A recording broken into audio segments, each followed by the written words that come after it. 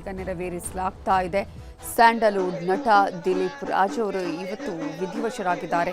ಹೃದಯಾಘಾತದಿಂದ ವಿಧಿವಶರಾಗಿದ್ದು ಇದೀಗ ಅವರ ಫಾರ್ಮ್ ಹೌಸ್ನಲ್ಲಿ ಬಿಡದಿ ಬಳಿ ಇರುವಂತಹ ಗುನ್ನೂರಿನಲ್ಲಿರುವ ಫಾರ್ಮ್ ಹೌಸ್ನಲ್ಲಿ ಇದೀಗ ಅಂತಿಮ ವಿಧಿವಿಧಾನಗಳನ್ನು ನೆರವೇರಿಸಲಾಗ್ತಾ ಇದೆ. 24 ಚಲನಚಿತ್ರಗಳಲ್ಲಿ ದಿಲೀಪ್ ರಾಜ್ ನಟನೆಯನ್ನ ಮಾಡಿದ್ರು. ಮೊದಲ ನಾಯಕ ನಟನಾಗಿ ಬಾಯ್ ಫ್ರೆಂಡ್ ಚಿತ್ರದ ಮೂಲಕ ಅವರು ಗುರುತಿಸಿಕೊಂಡ್ರು. ಆ ನಂತರ ಅನೇಕ ಚಿತ್ರಗಳಲ್ಲಿ ನಾಯಕ ನಟನಾಗಿ ಅಭಿನಯಿಸಿದ್ರು. ಆದರೆ ಸಿನಿಮಾಗಿಂತ ಜಾಸ್ತಿಯಾಗಿ ಅವರು ಕಾಣಿಸಿಕೊಂಡಿದ್ದೇ ಸೀರಿಯಲ್ಗಳಲ್ಲಿ, ಧಾರಾವಾಹಿ ಆಗಿರ್ಬೋದು. ಅಲ್ಲಿ ಅವರು ಅನೇಕ ಸೀರೆಗಳಲ್ಲಿ ನಟನೆಯನ್ನು ಮಾಡೋದ್ರ ಮೂಲಕ, ನಿರ್ದೇಶನವನ್ನು ಮಾಡೋದ್ರ ಮೂಲಕ ಇದೀಗ ನಿರ್ಮಾಪಕನಾಗಿಯೂ ಕೂಡ ಸಾಕಷ್ಟು ಹೆಸರನ್ನು ಗಳಿಸಿದ್ರು. ಈಗಾಗಲೇ ಬರ್ತಾ ಇರುವಂತಹ ಬ್ರಹ್ಮಗಂಟು ಅನ್ನುವಂತಹ ಧಾರಾವಾಹಿಯ ನಿರ್ಮಾಪಕರು ಕೂಡ ಹೌದು. ಈಗ ಫಾರ್ಮ್ ಹೌಸ್ನಲ್ಲಿ ಅವರ ಅಂತಿಮ ವಿಧಿವಿಧಾನಗಳನ್ನು ನೆರವೇರಿಸಲಾಗ್ತಾ ಇದೆ. ಲಿಂಗಾಯತ ಸಂಪ್ರದಾಯದ ರೀತಿಯಲ್ಲಿ ಅಂತಿಮ ವಿಧಿವಿಧಾನಗಳನ್ನು ಅವರ ಕುಟುಂಬಸ್ಥರು ನೆರವೇರಿಸ್ತಾ ಇದ್ದಾರೆ. ದಿಲೀಪ್ ಅವರ ಅಚ್ಚುಮೆಚ್ಚಿನ ತೋಟ ಇದು. ಈ ಫಾರ್ಮ್ ಹೌಸಲ್ಲಿಯೇ ಅವರು ಫ್ರೀ ಟೈಮ್ ಸಿಕ್ಕಾಗಲೆಲ್ಲ, ಯಾವಾಗ ಫ್ರೀ ಟೈಮ್ ಸಿಗುತ್ತೆ ಆಗ ಎಲ್ಲ ಈ ಫಾರ್ಮ್ ಹೌಸಲ್ಲೇ ಕಾಲವನ್ನು ಕಳೀತಾ ಇದ್ರು. ಇಲ್ಲಿ ಕೃಷಿಯನ್ನು ಮಾಡಬೇಕು ಅಥವಾ ಒಂದಷ್ಟು ರೀತಿಯಾಗಿ ಕೃಷಿ ಕೆಲಸ ಕಾರ್ಯಗಳನ್ನು ಮುಂದಿನ ದಿನಗಳಲ್ಲಿ ಮಾಡಬೇಕು ಅನ್ನುವಂಥ ಆಸೆಯನ್ನು ಕೂಡ ಇಟ್ಟುಕೊಂಡಿದ್ರು. ಈ ಒಂದು ಫಾರ್ಮ್ ಹೌಸ್ಗೆ ಆಗಾಗ ಬರ್ತಾ ಇದ್ದು ಸಾಕಷ್ಟು ಜನ ಅಕ್ಕಪಕ್ಕದವ್ರ ಜೊತೆ ಮಾತಾಡ್ತಾ ಇದ್ರು. ಈಗ ಅವರ ನೆಚ್ಚಿನ ಫಾರ್ಮ್ ಹೌಸ್ನಲ್ಲಿಯೇ ಅಂತಿಮ ವಿಧಿವಿಧಾನಗಳನ್ನು ನೆರವೇರಿಸಿ ಅಂತ್ಯ ಸಂಸ್ಕಾರವನ್ನು ನೆರವೇರಿಸಲಾಗುತ್ತೆ. ಅವರ ಕುಟುಂಬಸ್ಥರಿಗೆ ಈ ಒಂದು ವಿಚಾರ ಬರ ಸಿಡಿಲಿನಂತೆ ಬಂದೆರಗಿದೆ. ಕಾರಣ ಬಹಳ ಖುಷಿಯಿಂದನೇ ಇದ್ದವರು, ಯಾಕೋ ಒಂಚೂರು ಅನ್ಈಸಿನೆಸ್ ಕಾಣಿಸ್ತಾ ಇದೆ ಅಂತ ಹೇಳಿದಾಗ ಆ ಸಂದರ್ಭದಲ್ಲಿ ಡಾಕ್ಟರ್ ಹತ್ರ ಕೂಡ ಒಂದಷ್ಟು ಸಜೆಷನ್ಗಳನ್ನು ಕೇಳ್ತಾರೆ. ಇಮ್ಮಿಡಿಯೇಟಾಗಿ ಇವತ್ತು ಬಾಡಿ ಚೆಕಪ್ ಮಾಡಿಸ್ಕೊಳ್ಬೇಕು, ಏನಾಗಿದೆ ನೋಡೋಣ ಅನ್ನುವಂತಹ ಒಂದು ನಿರ್ಧಾರವನ್ನು ತೆಗೆದುಕೊಂಡಂಥವರು ಬೆಳಗಿನ ಹೊತ್ತಾಗುವಷ್ಟರಲ್ಲಿ ಇಲ್ಲ ಅದನ್ನು ಅರಗಿಸಿಕೊಳ್ಳೋದಕ್ಕೆ ಅವರ ಮನೆಯವರಿಗೆ ಆಗ್ತಾ ಇಲ್ಲ. ಕಾರಣ ನಿನ್ನೆ ಅಟ್ಲೀಸ್ಟ್ ನೋಡೋಣ ಏನಾಗಿದೆ ಅಂತ ಹೇಳಿ ಒಂದ್ಸಲ ಬಾಡಿ ಚೆಕಪ್ ಮಾಡಿಸ್ಕೊಳ್ಳೋಣ ಅನ್ನುವಂತಹ ಯೋಚನೆಯಲ್ಲಿದ್ದರು. ಆದರೆ ಇವತ್ತು ಅವರ ಪತ್ನಿ ಅವರ ಆಕ್ರಂದನವನ್ನು ನೋಡೋದಕ್ಕೆ ಸಾಧ್ಯ ಇಲ್ಲ. ಪ್ರತಿ ಕ್ಷಣವೂ ಕೂಡ ಗಂಡನ ಜೊತೆ ಇದ್ದಂಥವರು, ಅವ್ರ ಜೊತೆನೇ ಇದ್ದು ಕೆಲಸ ಕಾರ್ಯಗಳಲ್ಲಿ ಹೆಲ್ಪನ್ನು ಮಾಡ್ತಾಯಿದ್ರು. ಪ್ರೊಡಕ್ಷನ್ ಹೌಸ್ ಇದ್ದಂತಹ ಸಂದರ್ಭದಲ್ಲೂ ಕೂಡ ಆ ಒಂದು ಕೆಲಸ ಕಾರ್ಯಗಳನ್ನು ನೋಡ್ತಾ ಇದ್ರು. ಇದೀಗ ತನ್ನ ಗಂಡನನ್ನು ಕಳ್ಕೊಂಡಿದ್ದೀನಿ ಅನ್ನೋದನ್ನು ಅವರಿಗೆ ಇನ್ನೂ ಕೂಡ ಅದನ್ನು ಅರಗಿಸಿಕೊಳ್ಳೋದಕ್ಕೆ ಸಾಧ್ಯ ಆಗ್ತಾ ಇಲ್ಲ. ಇದೀಗ ಲಿಂಗಾಯತ ಸಂಪ್ರದಾಯದ ರೀತಿಯಲ್ಲಿ ಅಂತ್ಯ ಸಂಸ್ಕಾರವನ್ನು, ಅಂತ್ಯಕ್ರಿಯೆಯ ವಿಧಿವಿಧಾನಗಳನ್ನು ನೆರವೇರಿಸಲಾಗ್ತಾ ಇದೆ. ಕೇವಲ 47 ವರ್ಷ. ಯಾವುದಾದ್ರೂ ಅನಾರೋಗ್ಯ ಇತ್ತಾ, ಏನಾದರೂ ಸಮಸ್ಯೆ ಇತ್ತಾ, BP ಶುಗರ್ ಇತ್ತಾ ಅಂತ ಹೇಳಿದ್ರೆ ಯಾವುದೂ ಕೂಡ ಇಲ್ಲ. ಎಲ್ಲವೂ ಕೂಡ ತುಂಬ ಚೆನ್ನಾಗಿ ಆರೋಗ್ಯವನ್ನು ನೋಡಿಕೊಂಡಂಥವರು, ಬಹಳ ಶಿಸ್ತಿನ ಮನುಷ್ಯರಾಗಿದ್ದರು. ಆಹಾರದ ವಿಚಾರದಲ್ಲಿ ಆಗಿರ್ಬೋದು, ಜೀವನ ಶೈಲಿಯಲ್ಲಿ ಆಗಿರ್ಬೋದು, ಎಲ್ಲವೂ ಕೂಡ ಬಹಳ ಶಿಸ್ತಿನಿಂದ ನೋಡ್ಕೊಳ್ತಾ ಇರುವಂತಹ ಒಬ್ಬರು ಇದೀಗ ಸಡನ್ನಾಗಿ ಅಗಲ್ತಾರೆ. ಅವರಿಗೆ ಹಾರ್ಟ್ ಅಟ್ಯಾಕ್ ಆಗುತ್ತೆ, ಅವರ ಆರೋಗ್ಯದಲ್ಲಿ ಈ ರೀತಿಯಾಗಿ ಅವರು ಕಳ್ಕೊಳ್ಬೇಕಾದಂತಹ ಪರಿಸ್ಥಿತಿ ಬರುತ್ತೆ ಅಂತ ಹೇಳಿದರೆ ಅದನ್ನು ಅವರ ಮನೆಯವರು ಅದನ್ನು ಹೇಗೆ ತೆಗೆದುಕೊಳ್ತಾರೆ, ಅರಗಿಸಿಕೊಳ್ಳೋದಕ್ಕೆ ಸಾಧ್ಯ ಇಲ್ಲದಂತಹ ಪರಿಸ್ಥಿತಿ. ಅವರ ಇಬ್ಬರು ಹೆಣ್ಣು ಮಕ್ಕಳು, ಈ ಹೆಣ್ಣು ಮಕ್ಕಳನ್ನು ಕೂಡ ಆಗಲಿದ್ದಾರೆ. ಈಗ ಅತ್ಯಂತ ಪ್ರೀತಿಯಿಂದ ನೋಡ್ಕೊಳ್ತಾ ಇದ್ರು ಎಲ್ಲರನ್ನ. ಕೇವಲ ಅವರ ಮನೆಯವರು ಮಾತ್ರ ಅಲ್ಲ, ಇಡೀ ಸೆಟ್ಟಲ್ಲಿ ನಟ ನಟಿಯರ ಆಗಿರ್ಬೋದು, ಕೆಲಸಗಾರರಾಗಿರ್ಬೋದು, ಎಲ್ಲರನ್ನ ಕೂಡ ಅತ್ಯಂತ ಪ್ರೀತಿಯಿಂದ ದಿಲೀಪ್ ಅವರು ಮಾತಾಡಿಸ್ತಾ ಇದ್ರು, ನೋಡ್ಕೊಳ್ತಾ ಇದ್ರು. ತಮ್ಮ ಸೆಟ್ಟಲ್ಲಿ ಯಾವುದೇ ರೀತಿಯ ಸಮಸ್ಯೆ ಆಗಬಾರ್ದು ಅನ್ನುವಂತಹ ರೀತಿಯಲ್ಲಿ ಅವರು ಪ್ರೊಡಕ್ಷನ್ ಹೌಸ್ನನ್ನು ನಡೆಸ್ಕೊಂಡು ಹೋಗ್ತಾ ಇದ್ರು. ಇದೀಗ ಕಲಾವಿದರಾಗಿರ್ಬೋದು, ಸಹ ಕಲಾವಿದರಾಗಿರ್ಬೋದು ಅಥವಾ ಟೆಕ್ನಿಷಿಯನ್ಸ್ ಆಗಿರ್ಬೋದು, ಎಲ್ಲರನ್ನ ಒಂದೇ ಥರದಲ್ಲಿ ನೋಡಿದಂತಹ ದಿಲೀಪ್ ರಾಜ್ ಅವರು ಇವತ್ತು ಇಲ್ಲ ಅಂತ ಹೇಳಿದ್ರೆ ಅವರ ಕುಟುಂಬಸ್ಥರು, ಅವರ ಪ್ರೀತಿ ಪಾತ್ರರು, ಜೊತೆಗೆ ಅವರ ಫ್ರೆಂಡ್ಸ್ಗಳು ಅದನ್ನು ಅವರು ಕೂಡ ಈಗ ಅದೇ ಹೇಳ್ತಿದ್ದಾರೆ. ಯಾಕಂದರೆ ಒಂದು ದಿನವೂ ಕೂಡ ಯಾವುದೇ ಅನಾರೋಗ್ಯದ ವಿಚಾರದಲ್ಲಿ ಅವನಿಗೆ ಕಾಣಿಸ್ಕೊಂಡಿದ್ದಿಲ್ಲ. ಮೊನ್ನೆ ಅಷ್ಟೇ, ಇತ್ತೀಚೆಗೇನೆ ಅಷ್ಟೇ ಅವರು ಹೆಲ್ತ್ ಚೆಕಪ್ ಮಾಡಿಸ್ಕೊಂಡಿದ್ರು, ಯಾವುದೇ ರೀತಿಯ ತೊಂದರೆ ಇಲ್ಲ ಅನ್ನೋದನ್ನು ಕೂಡ ಅಲ್ಲಿ ಡಾಕ್ಟರ್ ಹೇಳಿದರು. ಆದರೆ ಈಗ ಏನಾಯಿತು ಅನ್ನುವಂತಹ ಪ್ರಶ್ನೆ, ದೇವರಿಗೆ ಕರುಣೆನೇ ಇಲ್ವಾ ಅನ್ನುವಂಥ ಪ್ರಶ್ನೆಯನ್ನು ಅವರ ಗೆಳೆಯರು ಕೇಳ್ತಾ ಇದ್ದಾರೆ. ದಯಾಮಯ ಅಂತಾರೆ, ಆದರೆ ದಯನೇ ಇಲ್ಲ ಅನ್ನೋ ರೀತಿಯಲ್ಲಿ ಕರ್ಕೊಂಡ್ಬಿಟ್ಟ, ಒಳ್ಳೆಯವರನ್ನು ಬೇಗ ದೇವರು ಕರ್ಕೊಳ್ತಾನೆ ಅಂತ ಹೇಳ್ತಾರೆ. ಅಂಥದ್ದೇ ಕೆಲಸವನ್ನು ಈಗ ದೇವರು ಮಾಡಿದ್ನಾ ಅನ್ನುವಂಥ ಪ್ರಶ್ನೆಯನ್ನು ಅವರ ಕುಟುಂಬಸ್ಥರು ಕೂಡ ಈಗ ಕೇಳ್ತಾ ಇದ್ದಾರೆ, ಅವರ ಗೆಳೆಯರುಗಳು ಕೇಳ್ತಾ ಇದ್ದಾರೆ. ಅವರ ಇಡೀ ಕುಟುಂಬಕ್ಕೆ ಬರ ಸಿಡಿಲಿನಂತೆ ಈ ಒಂದು ಸುದ್ದಿ ಇವತ್ತು ಬಂದೆರಗಿರೋದು. ಬೆಳಗ್ಗೆನೂ ಕೂಡ ಸ್ವಲ್ಪ ಬ್ರೀತಿಂಗ್ ಪ್ರಾಬ್ಲಮ್ ಆಗ್ತಾ ಇತ್ತು ಅಂತ ಹೇಳಿ ಅವರನ್ನು ಇಮಿಡಿಯೇಟಾಗಿ ಅಲ್ಲೇ ಫಸ್ಟ್ ಏಡ್ ಮಾಡಿದಂಥ ಸಂದರ್ಭದಲ್ಲಿ, ಅಂದರೆ ಪ್ರಾಥಮಿಕ ಚಿಕಿತ್ಸೆ ಮಾಡಿದ್ರು ಕೂಡ ಅದು ಆಗಲಿಲ್ಲ ಅಂದಾಗ ಇಮ್ಮಿಡಿಯೇಟಾಗಿ ಅವರನ್ನು ಆಸ್ಪತ್ರೆಗೆ ಕರ್ಕೊಂಡು ಹೋದಾಗ ಆ ನಂತರ ದಿಲೀಪ್ ರಾಜ್ ಅವರು ಉಸಿರು ನಿಲ್ಲಿಸಿದರು. ಕೆಲಸದ ಮೂಲಕ ಅಥವಾ ನಿರ್ಮಾಣ ಕಾರ್ಯವನ್ನು ಮಾಡಿ ಅನೇಕರ ಜೀವನಕ್ಕೆ ಸಹಕಾರಿಯಾದಂತಹ ದಿಲೀಪ್ ಅವರು ಇನ್ನು ಇಲ್ಲ ಅನ್ನೋದನ್ನು ಅವರ ಕುಟುಂಬಸ್ಥರು ಇನ್ನೂ ಕೂಡ ಅವರಿಗೆ ಅದನ್ನು ಆಕ್ಸೆಪ್ಟ್ ಮಾಡ್ಕೊಳ್ಳೋದಕ್ಕೆ ಸಾಧ್ಯ ಇಲ್ಲ. ಅವರ ಮಕ್ಕಳು ಅಳ್ತಾ ಇರುವಂತಹ ದೃಶ್ಯಗಳನ್ನು ಕೂಡ ನೀವು ಇಲ್ಲಿ ಗಮನಿಸಬಹುದು. ಕಾರಣ ನಿನ್ನೆವರೆಗೂ ಕೂಡ ರಾತ್ರಿ ಕೂಡ ಅಷ್ಟೇ ಚೆನ್ನಾಗಿದ್ರು, ಯಾವುದೇ ರೀತಿಯ ಸಮಸ್ಯೆ ಇಲ್ಲದೆ ಒಂಚೂರು ಆ ಕಡೆ ಏನೋ ಆಗಿರುತ್ತೆ ತೋರಿಸೋಣ ಅಂತ ಇದ್ದವರು ಸಡನ್ನಾಗಿ ಈ ರೀತಿಯಾಗಿ ಲೋಕವನ್ನೇ ತ್ಯಜಿಸ್ತಾರೆ ಅಂತ ಹೇಳಿದ್ರೆ ನೋಡಿ, ಅವರ ಇಡೀ ಒಂದು ಕುಟುಂಬ ಕಣ್ಣೀರಲ್ಲಿ ಕೈ ತೊಳಿತಾ ಇದೆ. ಅಲ್ಲಿ ಅವರ ಫಾರ್ಮ್ ಹೌಸ್ ಬಹಳ ಇಷ್ಟದ ಫಾರ್ಮ್ ಹೌಸ್ ಇದು. ಇಲ್ಲೇ ಬಂದಿರ್ತಾ ಇದ್ರು, ಯಾವುದಾದ್ರು ಸ್ವಲ್ಪ ಫ್ರೀ ಸಿಕ್ಕರೆ ಸಾಕು ಈ ಫಾರ್ಮ್ ಹೌಸ್ಗೆ ಬಂದು ಇಲ್ಲಿ ಕಾಲ ಕಳೀತಾ ಇದ್ರು. ಈ ಫಾರ್ಮ್ ಹೌಸಲ್ಲೇ, ಅದರಲ್ಲೂ ಕೂಡ ಆ ಫಾರ್ಮ್ ಹೌಸ್ನ ಮುಂಭಾಗದಲ್ಲಿ, ಮನೆಯ ಮುಂಭಾಗದಲ್ಲೇ ಇದೀಗ ಅವರ ಅಂತ್ಯ ಸಂಸ್ಕಾರವನ್ನು ನೆರವೇರಿಸಲಾಗ್ತಾ ಇದೆ. ಅಲ್ಲಿನ ಊರವರು ಹಾಗೆಯೇ ಅವರ ಕುಟುಂಬಸ್ಥರು, ಸ್ನೇಹಿತರು ಎಲ್ಲರೂ ಕೂಡ ಈ ಅಂತಿಮ ಕಾರ್ಯದಲ್ಲಿ ಇದೀಗ ಭಾಗಿಯಾಗಿರೋದನ್ನು ನಾವು ಗಮನಿಸ್ತಾ ಇದ್ದೀವಿ. ಲಿಂಗಾಯತ ಸಂಪ್ರದಾಯದ ರೀತಿಯಲ್ಲಿ ಈಗ ಎಲ್ಲ ವಿಧಿವಿಧಾನಗಳನ್ನು ಅಲ್ಲಿ ನೆರವೇರಿಸಲಾಗ್ತಾ ಇದೆ. ಮಂತ್ರ ಪಠಣಗಳನ್ನು ಘೋಷಣೆ ಮಾಡ್ತಾ ಇದ್ದಾರೆ. ಈಗಾಗಲೇ ಅಲ್ಲಿ ಅರ್ಚಕರುಗಳು ವಿಧಿವಿಧಾನಗಳನ್ನು ನೆರವೇರಿಸ್ತಾ ಇರುವಂತಹ ದೃಶ್ಯಗಳನ್ನು ಕೂಡ ನಾವಿಲ್ಲಿ ಗಮನಿಸ್ತಾ ಇದ್ದೀವಿ. 24 ಚಿತ್ರಗಳಲ್ಲಿ ಅಭಿನಯ ಮಾಡಿದ್ರು. ಜೊತೆಗೆ ಕಂಠದಾನ ಕಲಾವಿದರು ಹೌದು, ನಿರ್ಮಾಪಕ ಹೌದು, ನಿರ್ದೇಶಕ ಹೌದು, ನಟ, ಹೀಗೆ ಎಲ್ಲದರಲ್ಲೂ ತನ್ನನ್ನು ತಾನು ತೊಡಗಿಸಿಕೊಂಡಿದ್ರು. 24 ಚಲನಚಿತ್ರಗಳಲ್ಲಿ ಬಾಯ್ ಫ್ರೆಂಡ್ ಚಿತ್ರದ ಮೂಲಕ ನಾಯಕ ನಟನಾಗಿ ಚಿತ್ರರಂಗಕ್ಕೆ ಪದಾರ್ಪಣೆ ಮಾಡ್ತಾರೆ. ನಿಮ್ಗೆಲ್ರಿಗೂ ಗೊತ್ತಿರ್ಬೋದು, ಅತ್ಯಂತ ಫೇಮಸ್ ಚಿತ್ರ ಮಿಲನ. ಪುನೀತ್ ರಾಜ್ಕುಮಾರ್ ಅವರ ಅಭಿನಯದ ಈ ಒಂದು ಮಿಲನ ಚಿತ್ರದಲ್ಲಿ ಖಳನಾಯಕನಾಗಿ ಅವರು ನಟನೆಯನ್ನ ಮಾಡ್ತಾರೆ. ಯೂಟರ್ನ್, ಲವ್ ಮಾಕ್ಟೇಲ್ 3 ಇತ್ತೀಚೆಗಷ್ಟೇ ರಿಲೀಸ್ ಆಯಿತು. ಈ ಚಿತ್ರದಲ್ಲೂ ಕೂಡ ಅವರು ನಟನೆಯನ್ನ ಮಾಡಿದ್ದಾರೆ. ಹಲವು ಸೀರಿಯಲ್ಗಳಲ್ಲೂ ಕೂಡ ನಟನೆ ಮಾಡಿದ್ದು. ಇತ್ತೀಚೆಗಷ್ಟೇ ನೀವು ಗಮನಿಸಬಹುದು, ಹಿಟ್ಲರ್ ಕಲ್ಯಾಣ ಅನ್ನುವಂತಹ ಸೀರಿಯಲಲ್ಲಿ ಲೀಡ್ ರೋಲಲ್ಲಿ ಅಭಿನಯವನ್ನು ಮಾಡಿದ್ರು. ಬಹಳ ಸ್ಟೈಲಿಶ್ ಆಗಿ ಇದರಲ್ಲಿ ಕಾಣಿಸಿಕೊಂಡಿದ್ರು, ಸ್ಟೈಲಿಶ್ ನಟನಾಗಿದ್ರು. ಆದರೆ ಇದೀಗ ತಾನು ಶಿಸ್ತಿನ ಸಿಪಾಯಿಯ ರೀತಿಯಾಗಿ ಜೀವನ ನಡೆಸಿದಂತಹ ದಿಲೀಪ್ ರಾಜ್ ಅವರು ತಮ್ಮ ಅರ್ಧದಲ್ಲೇ ಈ ರೀತಿಯಾಗಿ ಜೀವನವನ್ನು ಮುಗಿಸಿ ಲೋಕದ ಪಯಣವನ್ನು ಮುಗಿಸಿ ಹೋಗ್ತಾರೆ ಅಂತ ಹೇಳಿದ್ರೆ ಪ್ರತಿಯೊಬ್ಬರಿಗೂ ಕೂಡ ಇದು ಶಾಕ್. ಕಾರಣ 47 ವಯಸ್ಸು ಸಾಯುವ ವಯಸ್ಸ ಅನ್ನುವಂತಹ ಪ್ರಶ್ನೆ. ಈ ರೀತಿಯಾಗಿ ದೇವರು ಈ ರೀತಿಯಾಗಿಯೂ ಮಾಡ್ತಾನ? ಎಲ್ಲದರಲ್ಲೂ ಕಟ್ಟುನಿಟ್ಟಾಗಿ ಶಿಸ್ತಾಗಿ, ಆಹಾರದಲ್ಲೂ ಅಷ್ಟೇ ಹೆಚ್ಚಾಗಿ ಜಾಸ್ತಿಯಾಗಿ ತೆಗೆದುಕೊಳ್ಳದೆ ಎಲ್ಲವನ್ನ ಕೂಡ, ಅದರಲ್ಲೂ ಕೂಡ ಅನೇಕ ಅವರ ಪ್ರೊಡಕ್ಷನ್ನಲ್ಲಿ ಕೆಲಸ ಮಾಡಿದಂಥವ್ರು ಹೇಳ್ತಾ ಇದ್ರು, ಮನೆಯಿಂದನೇ ಒಬ್ಬ ಅಡುಗೆಯವರನ್ನು ಅಲ್ಲೇ ಅವರು ನೇಮಿಸಿಕೊಂಡು ಅಡುಗೆಯನ್ನು ಮಾಡಿಸಿ ಎಲ್ರಿಗೂ ಕೂಡ ತಾವು ಏನು ತಿಂತೀವಿ ಅದನ್ನೇ ಬೇರೆಯವರು ಕೂಡ ತಿನ್ನಬೇಕು ಅನ್ನುವಂತಹ ರೀತಿಯಲ್ಲಿ ಅಡುಗೆಯನ್ನು ಮಾಡಿಸ್ತಾ ಇದ್ರು. ಹೋಟೆಲ್ಗಳ ಊಟ ಬೇಡ ಅಂತ ಹೇಳಿ ತಾವೇ ಅಡುಗೆಯವರನ್ನು ನೇಮಿಸಿಕೊಂಡು ಅಲ್ಲೇ ಸೆಟ್ಟಲ್ಲೇ ಅಡುಗೆ ರೆಡಿ ಆಗ್ತಾ ಇತ್ತು. ಆ ರೀತಿಯಾದಂತಹ ಒಂದು ಕಾಳಜಿಯನ್ನು ಮಾಡ್ತಾ ಇದ್ರು ಅಂತ ಹೇಳಿ. ಆದರೆ ಇಂತಹ ನಟ, ನಿರ್ದೇಶಕ, ನಿರ್ಮಾಪಕ ಇದೀಗ ಸ್ಯಾಂಡಲ್ವುಡ್ಗೆ ಒಂದು ಬರ ಸಿಡಿಲು. ದಿಲೀಪ್ ರಾಜ್ ಅವರ ಅಂತ್ಯ ಸಂಸ್ಕಾರ ನೆರವೇರ್ತಾ ಇದೆ. ಹಾಗೆಯೇ ಈ ಕುರಿತಂತೆ ಮಾತನಾಡೋದಕ್ಕೆ ನಮ್ಮ ಜೊತೆ ಇದೀಗ ಸುಧಾ ನರಸಿಂಹರಾಜು ಅವರು ಫೋನ್ ಸಂಪರ್ಕದಲ್ಲಿ ಜಾಯಿನ್ ಆಗಿದ್ದಾರೆ. ನಮಸ್ತೆ. ನಮಸ್ಕಾರಮ್ಮ. ಈಗಾಗಲೇ ದಿಲೀಪ್ ರಾಜ್ ಅವರ ಬಗ್ಗೆ ಹೇಳ್ತಾ ಇದ್ವಿ, ಒಬ್ಬ ನಟನಾಗಿ, ನಿರ್ದೇಶಕನಾಗಿ, ಜೊತೆಗೆ ನಿರ್ಮಾಪಕನಾಗಿ ಎಲ್ಲದರಲ್ಲೂ ಕೂಡ ಶಿಸ್ತಿನ ಸಿಪಾಯಿಯ ರೀತಿಯಾಗಿ ಬದುಕಿ ಬಾಳಿದಂಥವರು. ಇಂತಹ ಸಂದರ್ಭದಲ್ಲಿ ತನ್ನ ಚಿಕ್ಕ ವಯಸ್ಸಿನಲ್ಲಿ ಇಹಲೋಕ ತ್ಯಜಿಸ್ತಾರೆ, ಈ ರೀತಿಯಾಗಿ ಎಲ್ಲರನ್ನ ಬಿಟ್ಟು ಹೋಗ್ತಾರೆ ಅಂತ ಹೇಳಿದ್ರೆ ಇದನ್ನ ಆಕ್ಸೆಪ್ಟ್ ಮಾಡ್ಕೊಳ್ಳೋದೇ ಬಹಳ ಕಷ್ಟ ಅಂತ ಹೇಳಿ ಯಾವ ರೀತಿಯಾಗಿ ಅವರನ್ನ ನೆನಪಿಸ್ಕೊಳ್ತೀರಿ? ನನಗೆ ಬಹಳ ಹಳೆಯ ಸಂಪರ್ಕ ದಿಲೀಪ್ ಅಂದು. ನಾನು ಅವನು GD9 ಕಾಲದಲ್ಲೆಲ್ಲ ಒಟ್ಟಿಗೆ ಆಕ್ಟ್ ಮಾಡಿದೀವಿ. ನಮಗಿಂತ ಸಾಕಷ್ಟು ಜೂನಿಯರ್ ಆತ. ಆದ್ರೂ ಕೂಡ ಆ ಒಂದು ಹುಮ್ಮಸ್ಸು, ತೇಜಸ್ಸು ಆಗ್ಲೇ ಕಾಣಿಸ್ತಿತ್ತು. ನಾನ್ ಬೆಳಿಬೇಕು, ಏನಾದ್ರೂ ಒಂದು ಸಾಧನೆ ಮಾಡ್ಬೇಕು ಅನ್ನೋದು ಅವರ ಆ ಹಂತದಲ್ಲೇ ನಮ್ಗೆ ಅದು ಎದ್ದು ಕಾಣ್ತಿತ್ತು. ಅಂಡ್ ಇತ್ತೀಚಿನ ದಿನಗಳಲ್ಲಿ ಅವರ ಬೆಳವಣಿಗೆ ನಮ್ಮೆಲ್ರಿಗೂ ಗೊತ್ತೇ ಇದೆ. ಹೌದು, ಸೂಪರ್ ಹಿಟ್ ಸೀರಿಯಲ್ಸ್ ಕೊಟ್ರು. ಅಂಡ್ ನೀವು ಹೇಳಿದಂಗೆ ಸುರದ್ರೂಪಿ ನಟ. ಆರೋಗ್ಯದ ಬಗ್ಗೆ, ತನ್ನ ದೇಹದ ಬಗ್ಗೆ ಬಹಳ ಆಸಕ್ತಿ ಇದ್ದಂಥವನು. ಎಲ್ಲವೂ ಇದ್ದು ಹೀಗಾದಾಗ ಏನು ಅಂತ ಹೇಳೋದು, ಈ ನಷ್ಟವನ್ನ ಭರಿಸೋದಕ್ಕೆ ಸಾಧ್ಯವೇ ಇಲ್ಲ.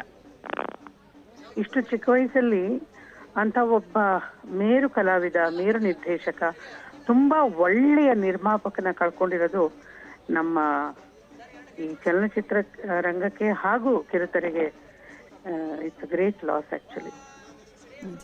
ನಮ್ಮಲ್ಲೇ ಬೆಳೆದು ಬಂದಂತ ಹುಡುಗ. ಅಂಡ್ ತುಂಬಾ ನಯ ವಿನಯ, ಮಾತಾಡೋದ್ರಲ್ಲಿ ಇರ್ಬೋದು, ಬಾಯಿ ತುಂಬಾ ಮಾತಾಡೋದು. ಆಕ್ಚುಲಿ ಇನ್ಫ್ಯಾಕ್ಟ್ ನಾನು ಪಾರುನಲ್ಲಿ ಆಕ್ಟ್ ಮಾಡಬೇಕಾಗಿತ್ತು. ಆಗ ನನಗೆ ಗಟ್ಟಿಮೇಳ ಅದೆರಡು ಆಪ್ಷನ್ ಇದ್ದಾಗ ನಾನು ಗಟ್ಟಿಮೇಳಕ್ಕೆ ಆಯ್ಕೆ ಆದೆ. ಹಾಗಾಗಿ ಅವನ ಜೊತೆಲಿ ಮತ್ತೆ ವರ್ಕ್ ಮಾಡುವಂತ ಅವಕಾಶ ಸಿಗ್ಲಿಲ್ಲ. ಹಿಟ್ಲರ್ ಕಲ್ಯಾಣದಲ್ಲಿ ನೋಡಿದ್ರೆ ಎಷ್ಟು ಸ್ಟೈಲಿಶ್ ಆಗಿ ಅವರು ರೋಲನ್ನ ಮಾಡಿದಂಥವ್ರು ಅದರಲ್ಲಿ. ಅಂದು ಒಂದು ರೆವಲ್ಯೂಷನ್ ಕ್ಯಾರೆಕ್ಟರ್ ಅದು ನಿಜವಾಗ್ಲೂ. ಟೆಲಿವಿಷನ್ ಒಂದು ಸೀರಿಯಲ್ಗಳಿಗೆ ಆ ಸಿನಿಮಾ ತರನೇ ಸಿನಿಮಾ ಸ್ಕೋಪ್ ತರ ಮಾಡಿದಂತಹ ಒಂದು ಧಾರಾವಾಹಿ ಅದು. ತುಂಬಾ ಚೆನ್ನಾಗಿತ್ತು, ತುಂಬಾ ಚೆನ್ನಾಗಿ ಜನ ಆಕ್ಸೆಪ್ಟ್ ಮಾಡ್ಕೊಂಡ್ರು ಅದನ್ನ. ಅಂಡ್ ಅವನ್ ಒಂಥರ ಆಕ್ಟ್ ಮಾಡ್ತಿರ್ಲಿಲ್ವಲ್ಲ, ಅವನ್ನ ಕಮ್ ಬ್ಯಾಕ್ ನೋಡೋದಕ್ಕೆ ತುಂಬಾ ಖುಷಿ ಅಂತ ಅನ್ನಿಸ್ತು. ಈಗ ಇದ್ರಲ್ಲೂ ಅಷ್ಟೇ, ಈಗ ಬ್ರಹ್ಮಗಂಟು ಅವರ ಪ್ರೊಡಕ್ಷನ್ ಅಲ್ಲೇ ಆಗೋದು ಅನ್ನೋದನ್ನ ಕೇಳ್ಬಿಟ್ವಿ. ಅದರಲ್ಲೂ ಅಷ್ಟೇ ಗೆಳತಿ ಆಕ್ಟ್ ಮಾಡ್ತಿದ್ದಾಳೆ, ಅದ್ರಲ್ಲಿ ಅಭಿನಯ ಆಕ್ಟ್ ಮಾಡ್ತಿದ್ದಾರೆ. ಇದನ್ನೆಲ್ಲ ಒಂಥರ ನೋಡಿದಾಗ ಏನ್ ಒಂಥರ ಕನ್ಕ್ಲೂಷನ್ ಏನ್ ಹೇಳ್ಬೇಕು ಅಂತ ಗೊತ್ತಾಗಲ್ಲ. ನಿಜವಾಗ್ಲೂ ಇದು ಫ್ಯಾಮಿಲಿಗೆ ಸಮಾಧಾನ ಹೇಳೋದು ಅಥವಾ ಅವರನ್ನ ನಂಬದಂತ ಕೆಲಸ ಮಾಡಿದವರಿಗೆ ಏನ್ ಸಮಾಧಾನ ಹೇಳೋದು ಅಂತ ಒಂದು ದೊಡ್ಡ ಸಂಸ್ಥೆಯನ್ನ ಅನಾಥವಾಗಿ ಬಿಟ್ಕೊಂಡಿದ್ದಾರೆ. ವಿದ್ಯಾಗೆ ದೇವರು ಭಗವಂತ ನಿಜವಾಗ್ಲೂ ಈ ಕಷ್ಟವನ್ನೆಲ್ಲ ಎದುರಿಸಿ ಮತ್ತೆ ಆ ಸಂಸ್ಥೆಯನ್ನ ಮುಂದುವರ್ಸ್ಕೊಂಡು ಹೋಗೋದಕ್ಕೆ ಆ ತಾಯಿ ಶಕ್ತಿ ಕೊಡ್ಲಿ ಅಂತ ಪ್ರಾರ್ಥನೆ ಮಾಡ್ತೀವಿ ಅಷ್ಟೇ. ನಿಜ ನಿಜ. ಯಾಕಂದ್ರೆ 25 ವರ್ಷ ಅವರ ದಾಂಪತ್ಯ ಜೀವನಕ್ಕೆ ಈಗಾಗಲೇ ಒಂದು ಹೌದು ಕಾರ್ಯಕ್ರಮ ಮಾಡಬೇಕು ಅನ್ನುವ ತಯಾರಿಯಲ್ಲಿ ಇದ್ದಂತ ಸಂದರ್ಭದಲ್ಲಿ ಇಂತಹ ಒಂದು ಬರ ಸಿಡಿಲಿದೆಯಲ್ಲ, ಹೌದು ಅಕ್ಸೆಪ್ಟ್ ಮಾಡ್ಕೊಳ್ಳೋದು ತುಂಬಾ ತುಂಬಾ ಕಷ್ಟ. ಪಾಪ ನಾವು ಹೇಳ್ಬೋದು ಮಾತಿನಲ್ಲಿ ತುಂಬಾ ಸುಲಭ, ಸಮಾಧಾನ ಮಾಡ್ಕೊಮ್ಮ, ಮಕ್ಕಳನ್ನ ನೋಡ್ಕೊಮ್ಮ, ಅದೆಲ್ಲ ಹೇಳೋದು ಈಸಿ. ಅನುಭವಿಸ್ತಾರೆ ನೋಡಿ ಆ ಜಾಗದಲ್ಲಿ ಆ ಕಷ್ಟ, ಅದನ್ನ ಹೇಳ್ಕೊಳಕ್ ಆಗೋದಿಲ್ಲ, ಅನುಭವಿಸಕ್ಕೂ ಆಗೋದಿಲ್ಲ. ಆ ತರದ ಪರಿಸ್ಥಿತಿ ಇರುತ್ತೆ. ಭಗವಂತನೇ ಶಕ್ತಿ ಕೊಡ್ಬೇಕಷ್ಟೆ. ಆಮೇಲೆ ಅವರ ಪ್ರೊಡಕ್ಷನ್ ಇರೋರು ಅನೇಕರು ಹೇಳೋರು ಅಂದ್ರೆ ಸೆಟ್ ಅಲ್ಲಿ ತುಂಬಾ ಕೆಲವು ಕಡೆಗಳಲ್ಲಿ ತುಂಬಾ ಅಂದ್ರೆ ಈ ರೀತಿಯ ಸೀನ್ಗಳಾಗಬೇಕು ಅಂದ್ರೆ ಅದು ಮುಗಿಸೇ ಹೋಗ್ಬೇಕು, ಆ ರೀತಿಯಾಗಿ ಆಗ್ಬೇಕು ಅನ್ನೋದು. ಆ ಥರ ಇಲ್ಲಿ ಏನೂ ಇರಲಿಲ್ಲ. ಊಟದ ವಿಚಾರದಲ್ಲಿ ಎಲ್ರಿಗೂ ಕೂಡ ತಾವೇನು ಊಟ ಮಾಡ್ತೀವಿ ಅದೇ ಅವರಿಗೆ ಅಲ್ಲೇ ಸೆಟ್ನಲ್ಲಿ ಅಡುಗೆ ಮಾಡಿಸುವಂತಹದನ್ನ ಶಿಸ್ತು, ಆಹಾರ ವಿಚಾರಗಳಲ್ಲೂ ಅಷ್ಟೇ. ಹೌದೌದು. ಆಮೇಲೆ ಇನ್ನೊಂದು ನಾನು ಅಬ್ಸರ್ವ್ ಮಾಡಿದ್ದು, ನಮ್ದು ಇದೆಲ್ಲ ಏನಂತಾರೆ ಅವಾರ್ಡ್ ಫಂಕ್ಷನ್ಸ್ ಎಲ್ಲ ಇರುತ್ತಲ್ಲ, ಅವ್ರ ಟೀಮ್ ನ ಅವ್ರು ಒಂಥರ ಗುಬ್ಬಚ್ಚಿಗಳು ಒಂದು ಗೂಡು ಕಟ್ಕೊಳ್ತಾವ್ ನೋಡಿ, ಆತರ ಅಷ್ಟು ಚೆನ್ನಾಗಿ ಅವರೆಲ್ಲ ಒಂದು ಜಾಗದಲ್ಲಿ ಕೂತ್ಕೊಂಡು ಗಂಡ ಹೆಂಡತಿ ಇಬ್ರು ಏನಿದೆ ಏನಿಲ್ಲ ಅವ್ರ ಊಟ ತಿಂಡಿ. ಈಗ ಅವಾರ್ಡ್ ಫಂಕ್ಷನ್ಗೆ ಹೋದಾಗ ನಮಗ್ ಸಾಮಾನ್ಯವಾಗಿ ಚಾನೆಲ್ ಎಲ್ಲ ನೋಡ್ಕೊಳತ್ತೆ, ಆದ್ರೆ ಅವ್ರುಗಳು ಪರ್ಸನಲ್ ಅಟೆನ್ಷನ್ ಕೊಡ್ತಾ ಇದ್ರು ಕಲಾವಿದರಿಗೆ. ಅದ್ ನೋಡಿದಾಗ ನಿಜವಾಗ್ಲು ಇಂಥ ನಿರ್ಮಾಪಕರು ನಮಗ್ ಬೇಕು, ಇಂಥ ಒಂದು ಸಂಸ್ಥೆ ನಮಗ್ ಬೇಕು. ಅದ್ ನೋಡಕ್ ತುಂಬಾ ಖುಷಿ ಆಗೋದು. ಪರ್ಸನಲಿ ಅವ್ರು ಅಟೆಂಡ್ ಮಾಡೋರು ಎಲ್ಲರಿಗೂ. ಅಂದ್ರೆ ಒಂದು ನೀರ್ ಒಂದು ಸಣ್ಣ ಒಂದು ನೀರ್ ಕೊಡ್ಸೋದ್ರಿಂದ ಇರಬಹುದು, ಅಥವಾ ಊಟ ತಿಂಡಿ ವ್ಯವಸ್ಥೆ ಇರ್ಬೋದು, ಅಥವಾ ಸೀಟಿಂಗ್ ಫೆಸಿಲಿಟಿ ಏನಾದ್ರೂ ಆಗಿರ್ಬೋದು. ಅವರು ತುಂಬಾ ಒಂದು ಕಾಳಜಿ ವಹಿಸ್ತಾ ಇದ್ರು ಗಂಡ ಹೆಂಡತಿ ಇಬ್ರುನು. ಅದ್ ನೋಡೋದಕ್ಕೇನೆ ಖುಷಿ ಆಗ್ತಿತ್ತು. ನನಗೆ ನಾನ್ ನೋಡೋದಕ್ಕಿಂತ ಹೆಚ್ಚಾಗಿ ನನ್ನ ಜೊತೆನಲ್ಲಿ ನನ್ನ ಕೊಲೀಗ್ಸ್ ಎಲ್ಲ ಇರ್ತಾರಲ್ಲ ಆ ಕಡೆ ಆಕ್ಟ್ ಮಾಡಿದವರು, ಅವ್ರು ಹೇಳೋರು ನಿಜವಾಗ್ಲೂ ಈ ಟೀಮ್ ಅಲ್ಲಿ ಆಕ್ಟ್ ಮಾಡ್ಬೇಕಪ್ಪ, ಖುಷಿ ಅನ್ಸತ್ತೆ ಅಂತ ಹೇಳೋರು. It's loss, it's great loss ಅಷ್ಟೇ. ನಿಜ ನಿಜ. ಯಾಕಂದ್ರೆ ಆ ಒಂದು ಈಗ ಕಲಾವಿದರಿಗೆ ಗೌರವ ಕೊಡುವಂತಹ ವಿಚಾರ ಅಂದ್ರೆ ಒಬ್ಬ ಕಲಾವಿದನಿಗೆ ಮಾತ್ರ ಜಾಸ್ತಿ ಗೊತ್ತಿರುತ್ತೆ ಏನು ಹೇಗೆ ಅನ್ನೋದು. ಅದನ್ನ ಎಲ್ಲಾ ಕಲಾವಿದರಿಗೂ ಕೊಡುವಂತಹ ಕೆಲಸ ಮಾಡಿದ್ರು ಅನ್ನೋದನ್ನ ಅವರ ಖಂಡಿತ ಹೌದು. ಎಲ್ಲೂ ಅವರು ಮೇಲೂ ಕೀಳು ಮಾಡ್ಲಿಲ್ಲ, ಎಲ್ರಿಗೂ ಸಮವಾಗಿ ನೋಡ್ಕೊತಾ ಇದ್ರು. ಇದು ನಾನು ಸಂಸ್ಥೆಯಲ್ಲಿ ಆಕ್ಟ್ ಮಾಡಿಲ್ದೇ ಇದ್ರು ಬೇರೆಯವ್ರ ಬಾಯಿಂದ ಇದನ್ನ ನಾನು ಬಹಳ ಸತ್ಯ ಕೇಳಿದ್ದೀನಿ. ಅವ್ರ ಜೊತೆ ಇದ್ದವ್ರೆ ಹೇಳ್ತಿದ್ರು ಒಬ್ರು, ಅಂದ್ರೆ ಯಾವ್ದಾದ್ರು ಒಂದು ಸೀರಿಯಲ್ದ ಮೇನ್ ಸೀನ್ ಆಗುತ್ತೆ ಅನ್ನುವಂಥದ್ದು ಏನಾದ್ರು ಇದ್ರೆ ಎಲ್ಲರನ್ನ ಕರೆಸಿ ಕತೆ ಹೇಳೋರು. ಎಲ್ರಿಗೂ ಈ ರೀತಿಯಾಗಿ ಇದೆ, ಅದ್ ಮೇಕಪ್ ಮ್ಯಾನ್ ಇಂದ ಹಿಡಿದು ಲೈಟ್ ಬಾಯ್ ವರೆಗೂ ಕೂಡ ಈ ತರ ಇದೆ, ಇದನ್ನ ಮಾಡ್ಬೇಕು ಅಂತ ಹೇಳಿ ಕತೆ ಹೇಳುತ್ತಾರೆ ಒಬ್ರು ನಿರ್ಮಾಪಕರು ಅಥವಾ ನಿರ್ದೇಶಕರು ಅಂತ ಹೇಳಿದ್ರೆ ಅದು ಇವರು ಒಬ್ರೇ ಅಂತ. ಅದ್ ಯಾಕೆ ಅಂದ್ರೆ ಅವರು ರಂಗಭೂಮಿಯಿಂದ ಬಂದವರು. ಸೊ ಆ ಒಂದು ಏನಂತಾರೆ ಅದಕ್ಕೆ, ಆ ವಿಭಾಗ ನೀವು ಹೇಳಿದ್ರಲ್ಲ, ಎಲ್ಲರನ್ನು ಕೂರಿಸ್ಕೊಂಡು ಕತೆ ಹೇಳೋದು, ಅದು ಸಾಮಾನ್ಯವಾಗಿ ರಂಗಭೂಮಿಯಲ್ಲಿ ಎದ್ದು ಕಾಣುತ್ತದು. ಒಂದು ಹೊಸ ಪ್ರಾಜೆಕ್ಟ್ ಅವ್ರು ಮಾಡುವಾಗ, ನಾನು ರಂಗಭೂಮಿಯವಳಲ್ಲ, ಆದ್ರೂ ನಮ್ಮ ತಂದೆ ಅಲ್ಲಿಂದಾನೇ ಬಂದವರು, ಸಾಕಷ್ಟು ಫ್ರೆಂಡ್ಸ್ ಎಲ್ಲ ಅಲ್ಲಿಂದಾನೇ ಬಂದವರು. ಅವ್ರು ಅದೇ ಹೇಳ್ತಿರ್ತಾರೆ, ನಾವು ಒಂದು ಟೀಮ್ ವರ್ಕ್ ಆಗಿ ಕೆಲಸ ಮಾಡ್ತಿರ್ತೀವಿ. ಪ್ರತಿಯೊಂದು ದೃಶ್ಯವನ್ನ ನಾವು ಎಲ್ರೂ ಕೂತು ಆ ದೃಶ್ಯದಲ್ಲಿ ನಾವ್ ಇದೀವೋ ಇಲ್ವೋ ಎಲ್ರೂ ಕೂತು ಅದನ್ನ ಕೇಳಿಸ್ಕೊತಿದ್ವಿ ನಾವು. ಹಾಗಾಗಿ ನಾಟಕ ಒಂದು ಸಂಪೂರ್ಣವಾಗಿ ಚೆನ್ನಾಗಿ ಬರೋದಕ್ಕೆ ಅದು ಮುಖ್ಯವಾದ ಕಾರಣ ಅಂತ. ನನ್ಗೆ ಈ ಸಂದರ್ಭದಲ್ಲಿ ಔಟ್ ಆಫ್ ದ ಬಾಕ್ಸ್ ಒಂದು ವಿಷಯ ಹೇಳ್ತೀನಿ. ನಮ್ಗೆ ಇವರು TN ನರಸಿಂಹನ್ ಡೈರೆಕ್ಟ್ ಮಾಡುವಾಗ ಈ ತರದೊಂದು ಅನುಭವ ನನಗಾಗಿತ್ತು. ಎಲ್ರನ್ನು ಕೂರಿಸ್ಕೊಂಡ್ಬಿಡೋರು. First thing in the morning ಏನು ಅಂದ್ರೆ ನಮ್ದು ಬ್ರೇಕ್ಫಾಸ್ಟ್ ಎಲ್ಲ ಆದ್ಮೇಲೆ ನಮ್ಮನ್ನ ಮೇಕಪ್ ಎಲ್ಲ ಆಯ್ತು, ರೆಡಿ ಆದ್ಮೇಲೆ ಫಸ್ಟ್ ಶಾರ್ಟ್ಗೆ ಮುಂಚೆ ಕೂರಿಸ್ಕೊಂಡು ಜಿಸ್ಟ್ ಹೇಳ್ಬಿಡೋರು. ಇದು ಈ ತರ ಕಥೆ, ಇದು ನನಗೆ ಈ ತರ ನನಗ್ ಬೇಕು. ಅದೇನಾಗುತ್ತೆ, ನಮ್ ತಲೆನಲ್ಲಿ ಕೂತ್ಕೊಂಡ್ಬಿಡತ್ತೆ ಅದು. ಓಕೆ, ನಮ್ಮ ಡೈರೆಕ್ಟರ್ದು ಇದು ಎಕ್ಸ್ಪೆಕ್ಟೇಷನ್ ಇದೆ ಅಂತ. ಸೊ ದಿಲೀಪ್ ಅದೇ ತರ ಮಾಡ್ತಿದ್ರು ಅಂದ್ರೆ that is the same schooling. ಅದು ತುಂಬಾ ಜನಕ್ಕೆ ಹೆಲ್ಪ್ ಆಗಿದೆ. ಅಂದ್ರೆ ಈಗ ಹೆಲ್ತ್ ವಿಚಾರ ಅಂತ ಹೇಳಿ ಬಂದ್ರೆ ನೋಡಿ, ಅವರು ಇತ್ತೀಚೆಗೆ ಅಷ್ಟೇ ಚೆಕಪ್ ಮಾಡಿಸಿದ್ರಂತೆ, ಏನೂ ಇಲ್ಲ, ಹೆಲ್ತ್ ಇಶ್ಯೂಸೇ ಇಲ್ಲ ಅಂತ ಹೇಳಿದ್ರೆ ಇದಕ್ಕೆ ನಿಜವಾಗ್ಲೂ ಮರ್ಮ ಅನ್ಸುತ್ತೆ ನಮ್ಗೆ. ಏನೂ ಇಲ್ಲದೆ ಹೃದಯಾಘಾತ ಅದು ಮ್ಯಾಸಿವ್ ಆಗೋದು ಅಂತಂದ್ರೆ ನಂಬೋಕೆ ಆಗಲ್ಲ. ತುಂಬಾ ಕಷ್ಟ ಆಗುತ್ತೆ ಇದನ್ನ ನಂಬೋದು. ಇತ್ತೀಚಿನ ದಿನಗಳಲ್ಲಿ ಹೆಚ್ಚಾಗಿದೆ ಇದು. ಹೌದು, ನಿಜ. ಧನ್ಯವಾದಗಳು ಸುಧಾ ನರಸಿಂಹರಾಜ್ ಅವರು ನ್ಯೂಸ್ 18 ಜೊತೆ ಮಾತನಾಡಿದ್ದಕ್ಕಾಗಿ. ನಮ್ಮ ಜೊತೆ ಮಾತನಾಡೋದಕ್ಕೆ ಹಿರಿಯ ನಟಿಯಾಗಿರುವಂತಹ ಗಿರಿಜಾ ಲೋಕೇಶ್ ಅವರು ಫೋನ್ ಸಂಪರ್ಕದಲ್ಲಿ ಜಾಯ್ನ್ ಆಗಿದ್ದಾರೆ. ಗಿರಿಜಾ ಲೋಕೇಶ್ ಅವರೇ, ನಮಸ್ತೆ. ನಮಸ್ತೆ ಮಾ. ಏನ್ ಹೇಳೋದಕ್ಕೆ ಬಯಸ್ತೀರಿ? ಏನು ಹೇಳೋಕೆ ಇಷ್ಟಪಡೋದಮ್ಮ, ನಾನು ಇನ್ನೊಂದು ಮಗ ಪರಂಗಾಳು ಬರ್ತಿದೆ.